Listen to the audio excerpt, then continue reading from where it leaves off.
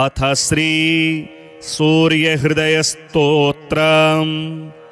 अथोपतिष्ठेदादित्य मुदयन्तं समाहितः मन्त्रैस्तु विविधैः सौर्यैः ऋग्यजुः सामसंभवैः उपस्थाय महायोगं देवदेवं दिवाकरं कुरवीता प्रणतिं भूमौ मूर्ध्ना तेनैव मन्त्रतः ॐ खद्योताय च शान्ताय कारणत्रयहेतवे निवेदयामि चात्मानं नमस्ते ज्ञानरूपिणे नमस्ते घृणिने तुभ्यं सूर्याय ब्रह्मरूपिणे त्वमेव ब्रह्म परमम् आपो ज्योतिरसोऽमृतम् भूर्भुवस्वस्त्वमोङ्कारः सर्वरुद्रः सनातनः पुरुषः सन्महोऽन्तस्थं प्रणमामीकपर्दिनं त्वमेव विश्वं बहुधा जातयज्जायते च यत् नमो रुद्राय सूर्याय त्वामहं शरणं गतः प्रचेतसे नमस्तुभ्यं नमो मीढुष्टमायते नमो नमस्ते रुद्राय त्वामहं शरणं गतः हिरण्यबाहवे तुभ्यं हिरण्यपतये नमः अम्बिकापतये तुभ्यं उमायाः पतये नमः नमोऽस्तु नीलग्रीवाय नमस्तुभ्यं पिनाकिने विलोहिताय भर्गाय सहस्राक्षाय ते नमः नमो हंसाय ते नित्यम् आदित्याय नमोऽस्तु ते नमस्ते वज्रहस्ताय त्र्यम्बकाय नमो नमः प्रपद्ये त्वां विरूपाक्षं महान्तं परमेश्वरं हिरण्मये गृहे गुप्तम् आत्मानं सर्वदेहिनां नमस्यामि परं ज्योतिर्ब्रह्माणं त्वां परां गतिं विश्वं पशुपतिं भीमं नरनारीशरीरिणं नमः सूर्याय रुद्राय भास्वते परमेष्ठिने उग्राय सर्वभक्ष्याय त्वां प्रपद्ये सदैव हि एतद्वै सूर्यहृदयं जप्त्वा स्तवमनुत्तमं प्रातःकालेऽथ मध्याह्ने नमस्कुर्याद्दिवाकरम् इदं पुत्राय शिष्याय धार्मिकाय द्विजातये प्रदेयं सूर्यहृदयं ब्रह्मणा तु प्रदर्शितं सर्वपापप्रशमनं वेदसारसमुद्भवं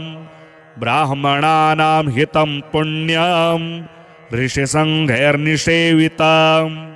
अथागम्य गृहं विप्रः समाचम्य यथाविधि प्रज्वाल्य वह्निं विधिवा जुहुयाज्जातवेधसं ऋत्विक्पुत्रोऽथ पत्नी वा शिष्यो वापि सहोदरः प्राप्यानुज्ञां विशेषेण जुहुयुर्वा यथाविधि पवित्रपाणिः पूतात्मा शुक्लाम्बरधरः शुचिः अनन्यमानसो वह्निं जुहुयात् संयतेन्द्रियः अथोपतिष्ठेदादित्य मुदयन्तं समाहितः मन्त्रैस्तु विविधैः सौर्यैः ऋग्यजुः सामसंभवैः उपस्थाय महायोगं देवदेवं दिवाकरं कुरवीता प्रणतिं भूमौ मूर्ध्ना तेनैव मन्त्रतः ॐ खद्योताय च शान्ताय कारणत्रयहेतवे निवेदयामि चात्मानं नमस्ते ज्ञानरूपिणे नमस्ते घृणिने तुभ्यं सूर्याय ब्रह्मरूपिणे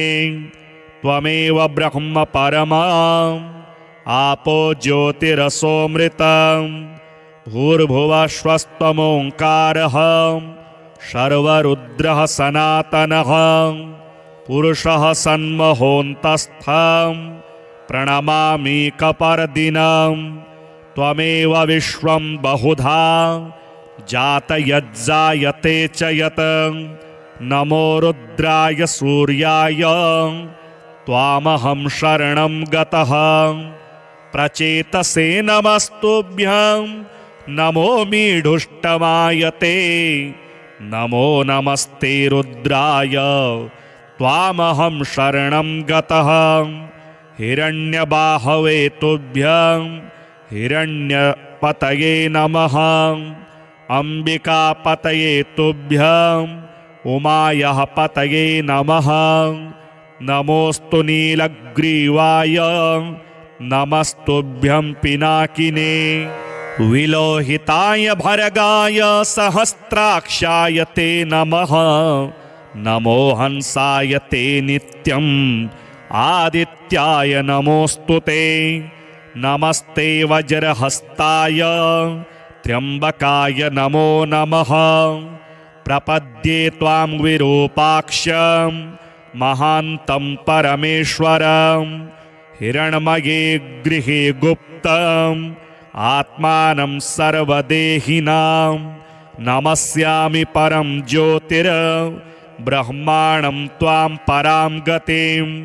विश्वं पशुपतिं भीमं नरनारीशरीरिणं नमः सूर्याय रुद्राय भास्वते परमेष्ठिने उग्राय सर्वभक्ष्याय त्वां प्रपद्ये सदैव हि एतद्वै सूर्यहृदयं जप्त्वास्तवमनुत्तमं प्रातःकालेऽथ मध्याह्ने नमस्कुर्याद्दिवाकरम् इदं पुत्राय शिष्याय धार्मिकाय द्विजातये प्रदेयं सूर्यहृदयं ब्रह्मणा तु प्रदर्शितं सर्वपापप्रशमनं वेदसारसमुद्भवं ब्राह्मणानां हितं पुण्यं ऋषिसङ्घैर्निषेवितम् अथागम्य गृहं विप्रः समाचम्य यथाविधि प्रज्वाल्य वह्निं विधिवा जुहुयाज्जातवेधसां ऋत्विक्पुत्रोऽथ पत्नी वा शिष्यो वापि सहोदरः प्राप्यानुज्ञां विशेषेण जुहुयुर्वा यथाविधि पवित्रपाणिः पूतात्मा शुक्लाम्बरधरः शुचिः अनन्यमानसो वह्निं जुहुयात् संयतेन्द्रियः अथोपतिष्ठेदादित्य मुदयन्तं समाहितः मन्त्रैस्तु विविधैः सौरैः ऋग्यजुःसामसम्भवैः उपस्थाय महायोगं देवदेवं दिवाकरं कुरवीता प्रणतिं भूमौ मूर्ध्ना तेनैव मन्त्रतः ॐ खद्योताय च शान्ताय कारणत्रयहेतवे निवेदयामि चात्मानं नमस्ते ज्ञानरूपिणे नमस्ते घृणिने तुभ्यं सूर्याय ब्रह्मरूपिणे त्वमेव ब्रह्म परमम् आपो ज्योतिरसोऽमृतं भूर्भुवस्वस्त्वमोङ्कारः सर्वरुद्रः सनातनः पुरुषः सन्महोऽन्तस्थं प्रणमामि कपर्दिनं त्वमेव विश्वं बहुधा जातयज्जायते च यत् नमो रुद्राय सूर्याय त्वामहं शरणं गतः प्रचेतसे नमस्तुभ्यं नमो मीढुष्टमायते नमो नमस्ते रुद्राय त्वामहं शरणं गतः हिरण्यबाहवे तुभ्यं हिरण्यपतये नमः अंबिकापतये तुभ्यं उमायाः पतये नमः नमोस्तु नीलग्रीवाय नमस्तुभ्यं पिनाकिने विलोहिताय भर्गाय सहस्राक्षाय ते नमः नमो हंसाय ते नित्यम् आदित्याय नमोऽस्तु ते नमस्ते वज्रहस्ताय त्र्यम्बकाय नमो नमः प्रपद्ये त्वां विरूपाक्षं महान्तं परमेश्वरं हिरण्मये गृहे गुप्तम् आत्मानं सर्वदेहिनां नमस्यामि परं ज्योतिर्ब्रह्माणं त्वां परां गतिं विश्वं पशुपतिं भीमं नरनारीशरीरिणं नमः सूर्याय रुद्राय भास्वते परमेष्ठिने उग्राय सर्वभक्ष्याय त्वां प्रपद्ये सदैव हि एतद्वै सूर्यहृदयं जप्त्वा स्तवमनुत्तमं प्रातःकालेऽथ मध्याह्ने नमस्कुर्याद्दिवाकरम् इदं पुत्राय शिष्याय धार्मिकाय द्विजातये प्रदेयं सूर्यहृदयं ब्रह्मणा तु प्रदर्शितं सर्वपापप्रशमनं वेदसारसमुद्भवं ब्राह्मणानां हितं पुण्यं ऋषिसङ्घैर्निषेवितम् अथागम्य गृहं विप्रः समाचम्य यथाविधि प्रज्वाल्य वह्निं विधिवा जुहुयाज्जातवेधसां ऋत्विक्पुत्रोऽथ पत्नी वा शिष्यो वापि सहोदरः प्राप्यानुज्ञां विशेषेण जुहुयुर्वा यथाविधि पवित्रपाणिः पूतात्मा शुक्लाम्बरधरः शुचिः अनन्यमानसो वह्निं जुहुयात् संयतेन्द्रियः अथोपतिष्ठेदादित्य मुदयन्तं समाहितः मन्त्रैस्तु विविधैः सौरैः ऋग्यजुःसामसंभवैः उपस्थाय महायोगं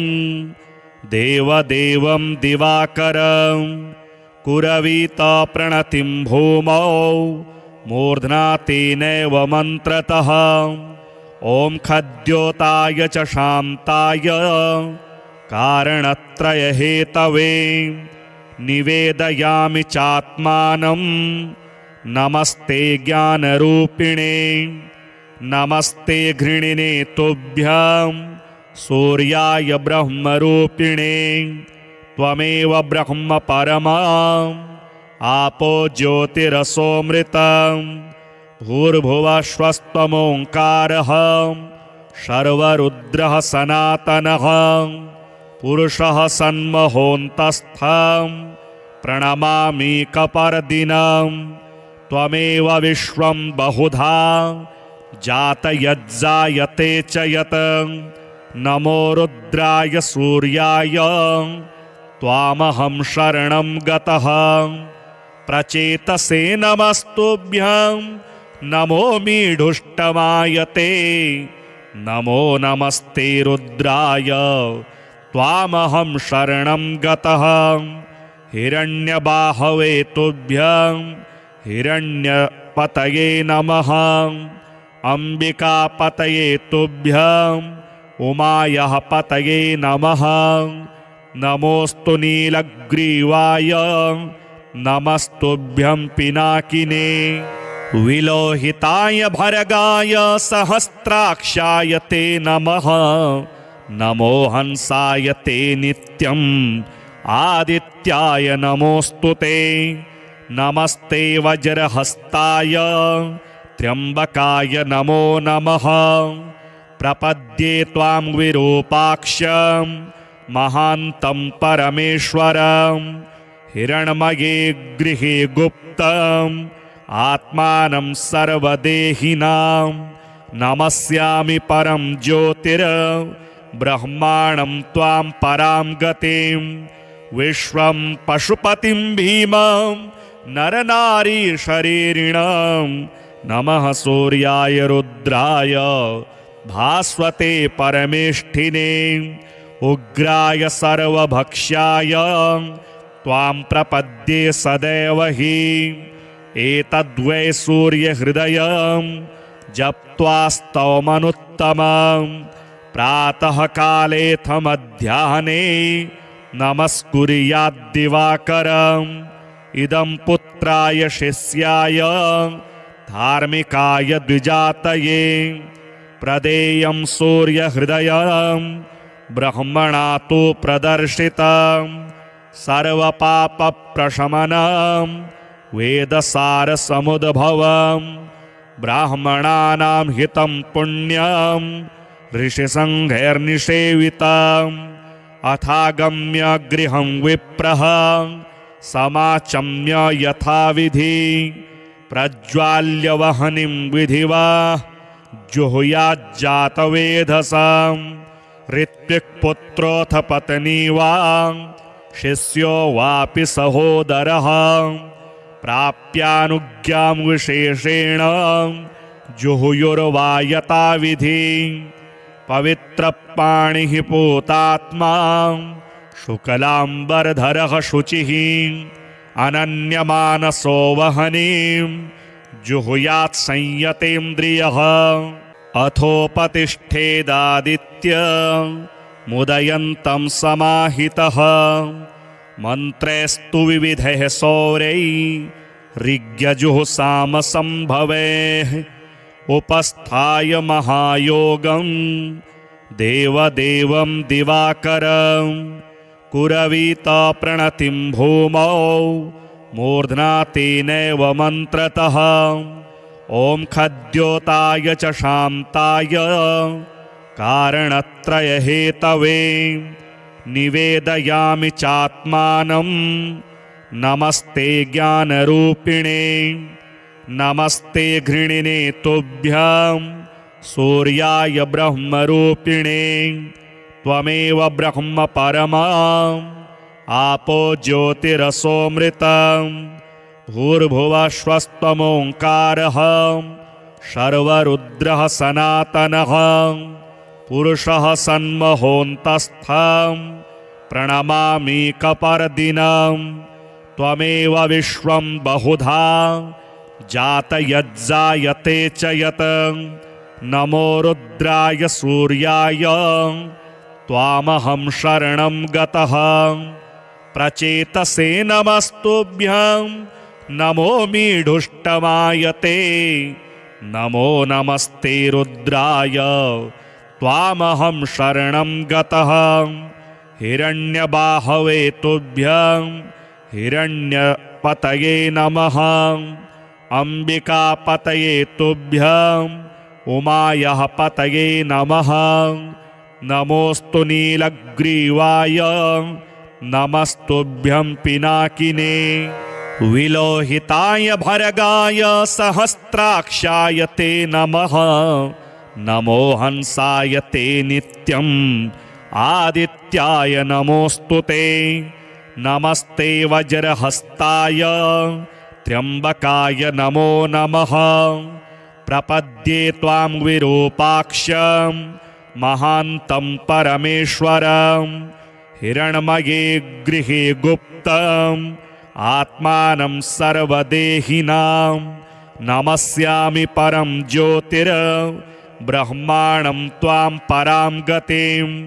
विश्वं पशुपतिं भीमं नरनारीशरीरिणं नमः सूर्याय रुद्राय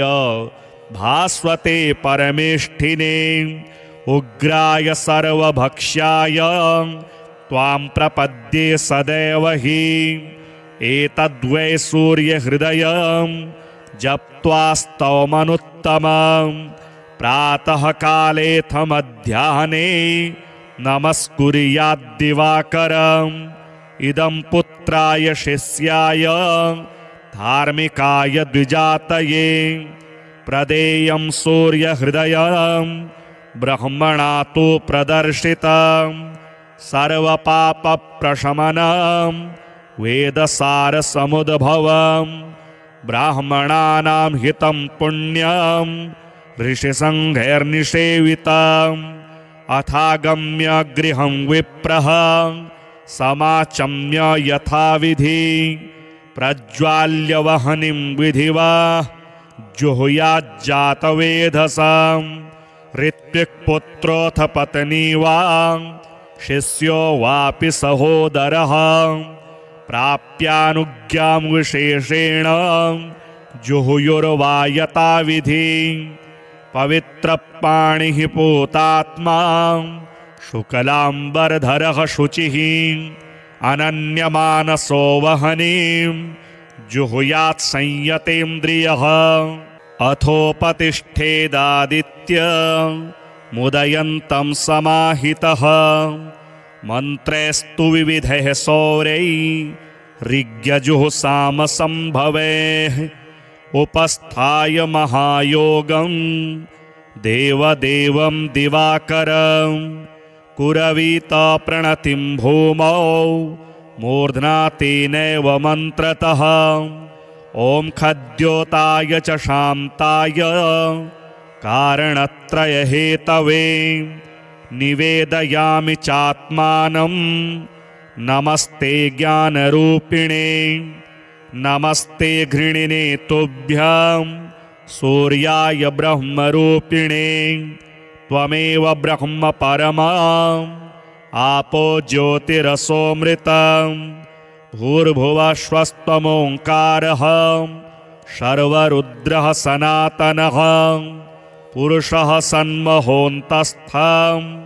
प्रणमामीकपर्दिनं त्वमेव विश्वं बहुधा जातयज्जायते च यत् नमो रुद्राय सूर्याय त्वामहं शरणं गतः प्रचेतसे नमस्तुभ्यं नमो मीढुष्टमायते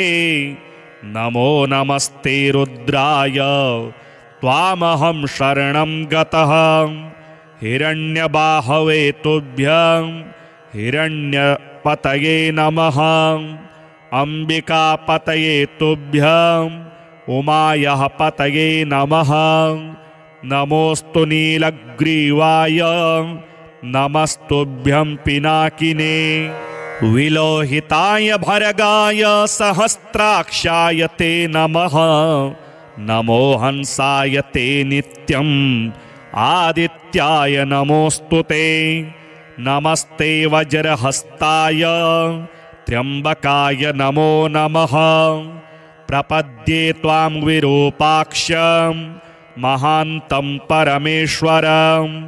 हिरण्मये गृहे गुप्तम् आत्मानं सर्वदेहिनां नमस्यामि परं ज्योतिर्ब्रह्माणं त्वां परां गतिं विश्वं पशुपतिं भीमं नरनारीशरीरिणं नमः सूर्याय रुद्राय भास्वते परमेष्ठिने उग्राय सर्वभक्ष्याय त्वां प्रपद्ये सदैव हि एतद्वै सूर्यहृदयं जप्त्वा स्तवमनुत्तमं प्रातःकालेऽथ मध्याह्ने नमस्कुर्याद्दिवाकरम् इदं पुत्राय शिष्याय धार्मिकाय द्विजातये प्रदेयं सूर्यहृदयं ब्रह्मणा तु प्रदर्शितं सर्वपापप्रशमनं वेदसारसमुद्भवं ब्राह्मणानां हितं पुण्यं ऋषिसङ्घैर्निषेवितम् अथागम्य गृहं विप्रः समाचम्य यथाविधि प्रज्वाल्य वह्निं विधिवा जुहुयाज्जातवेधसाम् ऋत्विक्पुत्रोऽथ पत्नी वा शिष्यो वापि सहोदरः प्राप्यानुज्ञां विशेषेण जुहुयुर्वा यथाविधि पवित्रपाणिः पूतात्मा शुक्लाम्बरधरः शुचिः अनन्यमानसो वह्निं जुहुयात् संयतेन्द्रियः अथोपतिष्ठेदादित्य मुदयन्तं समाहितः मन्त्रैस्तु विविधैः सौरैः ऋग्यजुःसामसंभवैः उपस्थाय महायोगं देवदेवं दिवाकरं कुरवीत प्रणतिं भूमौ मूर्ध्ना तेनैव मन्त्रतः ॐ खद्योताय च शान्ताय कारणत्रयहेतवे निवेदयामि चात्मानं नमस्ते ज्ञानरूपिणे नमस्ते घृणिने तुभ्यं सूर्याय ब्रह्मरूपिणे त्वमेव ब्रह्म परमम् आपो ज्योतिरसोऽमृतम् भूर्भुवस्वस्त्वमोङ्कारः सर्वरुद्रः सनातनः पुरुषः सन्महोऽन्तस्थं प्रणमामीकपर्दिनं त्वमेव विश्वं बहुधा जातयज्जायते च यत् नमो रुद्राय सूर्याय त्वामहं शरणं गतः प्रचेतसे नमस्तुभ्यं नमो मीढुष्टमायते नमो नमस्ते रुद्राय त्वामहं शरणं गतः हिरण्यबाहवे तुभ्यं हिरण्यपतये नमः अम्बिकापतये तुभ्यं उमायाः पतये नमः नमोऽस्तु नीलग्रीवाय नमस्तुभ्यं पिनाकिने विलोहिताय भर्गाय सहस्राक्षाय ते नमः नमो हंसाय ते नित्यम् आदित्याय नमोऽस्तु ते नमस्ते वज्रहस्ताय त्र्यम्बकाय नमो नमः प्रपद्ये त्वां विरूपाक्षं महान्तं परमेश्वरं हिरण्मये गृहे गुप्तम् आत्मानं सर्वदेहिनां नमस्यामि परं ज्योतिर्ब्रह्माणं त्वां परां गतिं विश्वं पशुपतिं भीमं नरनारीशरीरिणं नमः सूर्याय रुद्राय भास्वते परमेष्ठिने उग्राय सर्वभक्ष्याय त्वां प्रपद्ये सदैव हि एतद्वै सूर्यहृदयं जप्त्वा स्तवमनुत्तमं प्रातःकालेऽथ मध्याह्ने नमस्कुर्याद्दिवाकरम् इदं पुत्राय शिष्याय धार्मिकाय द्विजातये प्रदेयं सूर्यहृदयं ब्रह्मणा तु प्रदर्शितं सर्वपापप्रशमनं वेदसारसमुद्भवं ब्राह्मणानां हितं पुण्यं ऋषिसङ्घैर्निषेवितम् अथागम्य गृहं विप्रः समाचम्य यथाविधि प्रज्वाल्य वह्निं विधिवा जुहुयाज्जातवेधसां ऋत्विक्पुत्रोऽथ पत्नी वा शिष्यो वापि सहोदरः प्राप्यानुज्ञां विशेषेण जुहुयुर्वा यथाविधि पवित्रपाणिः पूतात्मा शुक्लाम्बरधरः शुचिः अनन्यमानसो वह्निं जुहुयात् संयतेन्द्रियः अथोपतिष्ठेदादित्य मुदयन्तं समाहितः मन्त्रैस्तु विविधैः सौरैः ऋग्यजुःसामसंभवैः उपस्थाय महायोगं देवदेवं दिवाकरं कुरवीत प्रणतिं भूमौ मूर्ध्ना तेनैव मन्त्रतः ॐ खद्योताय च शान्ताय कारणत्रयहेतवे निवेदयामि चात्मानं नमस्ते ज्ञानरूपिणे नमस्ते घृणिने तुभ्यं सूर्याय ब्रह्मरूपिणे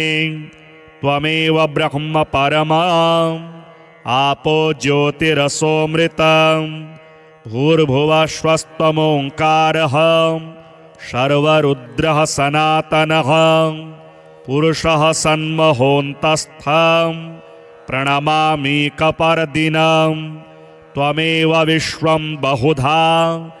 जातयज्जायते च यत् नमो रुद्राय सूर्याय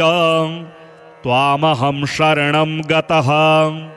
प्रचेतसे नमस्तुभ्यं नमो मीढुष्टमायते नमो नमस्ते रुद्राय त्वामहं शरणं गतः हिरण्यबाहवे तुभ्यं हिरण्यपतये नमः अम्बिकापतये तुभ्यं उमायः पतये नमः नमोऽस्तु नीलग्रीवाय नमस्तुभ्यं पिनाकिने विलोहिताय भर्गाय सहस्राक्षाय ते नमः नमो हंसाय ते नित्यम् आदित्याय नमोऽस्तु ते नमस्ते वज्रहस्ताय त्र्यम्बकाय नमो नमः प्रपद्ये त्वां विरूपाक्षं महान्तं परमेश्वरं हिरण्मये गृहे गुप्तम् आत्मानं सर्वदेहिनां नमस्यामि परं ज्योतिर्ब्रह्माणं त्वां परां गतिं विश्वं पशुपतिं भीमं नरनारीशरीरिणं नमः सूर्याय रुद्राय भास्वते परमेष्ठिने उग्राय सर्वभक्ष्याय त्वां प्रपद्ये सदैव हि एतद्वै सूर्यहृदयं जप्त्वा स्तवमनुत्तमं प्रातःकालेऽथ मध्याह्ने नमस्कुर्याद्दिवाकरम् इदं पुत्राय शिष्याय धार्मिकाय द्विजातये प्रदेयं सूर्यहृदयं ब्रह्मणा तु प्रदर्शितं सर्वपापप्रशमनं वेदसारसमुद्भवं ब्राह्मणानां हितं पुण्यं ऋषिसङ्घैर्निषेवितम् अथागम्य गृहं विप्रः समाचम्य यथाविधि प्रज्वाल्य वह्निं विधिवा जुहुयाज्जातवेधसं ऋत्विक्पुत्रोऽथ पत्नी वा शिष्यो वापि सहोदरः प्राप्यानुज्ञां विशेषेण जुहुयुर्वा यथाविधि पवित्रपाणिः पूतात्मा शुक्लाम्बरधरः शुचिः अनन्यमानसो वह्निं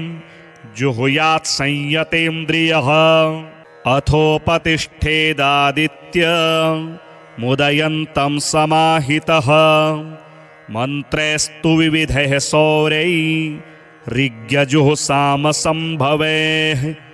उपस्थाय महायोगं देवदेवं दिवाकरं कुरवीत प्रणतिं भूमौ मूर्ध्ना तेनैव मन्त्रतः ॐ खद्योताय च शान्ताय कारणत्रयहेतवे निवेदयामि चात्मानं नमस्ते ज्ञानरूपिणे नमस्ते घृणिने तुभ्यं सूर्याय ब्रह्मरूपिणे त्वमेव ब्रह्म परमम् आपो ज्योतिरसोऽमृतम् भूर्भुवस्वस्त्वमोङ्कारः सर्वरुद्रः सनातनः पुरुषः सन्महोऽन्तस्थं प्रणमामीकपर्दिनं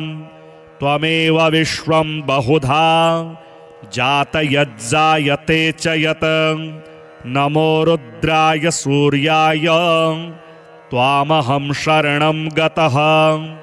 प्रचेतसे नमस्तुभ्यं नमो मीढुष्टमायते नमो नमस्ते रुद्राय त्वामहं शरणं गतः